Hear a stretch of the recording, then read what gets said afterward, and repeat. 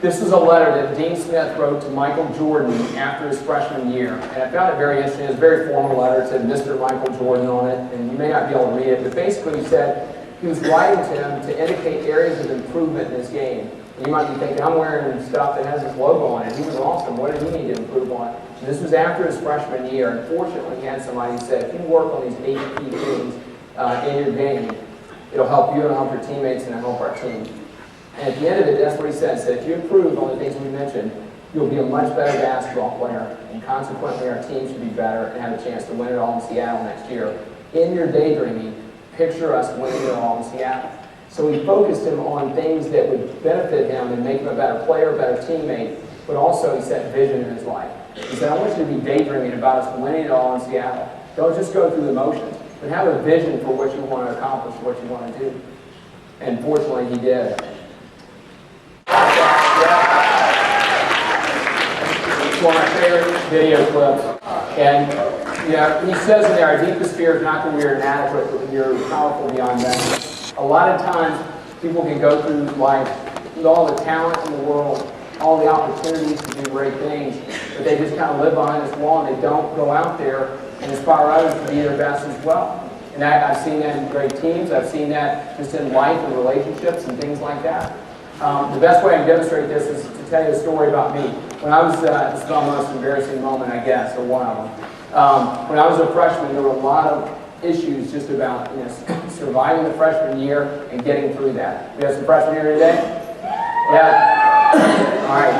Good. So, I want you to get a picture of this. Freshman basketball team, I didn't play very much. My junior and senior year, I made varsity. We go on to win or state runner-up in Tennessee. That's where I grew up in Memphis. So I played a lot when I was on varsity, didn't play as much when I was a freshman. But there was one moment I remember that it was interesting that I thought I was finally going to get my chance. He said, Van Hoozer, get down here, I have an assignment for you. I said, great. Number 20 has been scoring a lot of points on us. I thought maybe I'm going to go check him, defend him, shut him down. Maybe they'll run a play for me. Maybe I'll get to score some points. But he had something different in mind. And he said, our scoreboard has been shorting out. And I want you to go down there and hold the plug in right in front of the scorer's table where you check in. So I was like, okay. And so I'm going down, it's an unusual assignment. Just to give you a visual, I'm sitting here and we got a plug in the floor. And I'm thinking, man, that's an odd way to get playing time, But maybe it's a way to earn trust. I do this well, then I get into the game the next game, At least he called my name and knows who I am and asked me to do some assignment. And trust, I guess, to have some ability to do it. Then I'm thinking, well, but this could go the other way. Not a lot of people come to watch freshman basketball games, and the seniors are walking through the gym looking for a moment just like this. To see the dude holding the plug yesterday, Is he even on the team? What was he doing, And it's all over school the next day. And so all these thoughts are going through my head, and I'm like, man. And so the moment of truth happens. The ball rolls out of bounds. The referee blows his whistle, and he waits for me to come in. And I don't remember exactly what I said, but I said something to the effect of, no, I'm good, I'm just chilling, I'm good. And he, thinking I'm a freshman, says, no, son, this is the time you check into the game.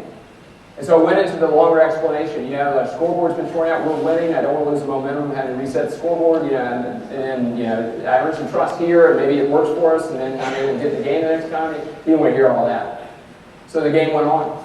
And right then and there, I was wearing the uniform, but I wasn't checking into the game that was going on. And for you, today, I don't know what your story is, but are there areas that you're wearing a lot of different uniforms? It may not be a Seven Lakes uniform for a certain sport here, but you're wearing the uniform of a son, a daughter, a brother, a sister, a student. And I think the key question is, what are you doing with those? And are you fully engaged and fully committed to be your best in all of those different areas? Because I've seen sometimes with people where they'll be very locked and loaded on one aspect, but not in another. Very locked and loaded on sports, but not on academics. But they can't do the thing they love the best if they're not focused on academics, because that's when they go together. And I think it's important to think about that. It could be a relationship, it could be friendships, people who need encouragement from you. But to think about that and think about, am I fully engaged in all the roles that I wear? Kenny Chesney said it this way, when your hourglass runs out of sand, you can't flip it over and start again. How many of you are thinking about an hourglass, or how many moments you have, or how much time you have? At this point, you're thinking you got all the time in the world. But we don't know how many moments we have.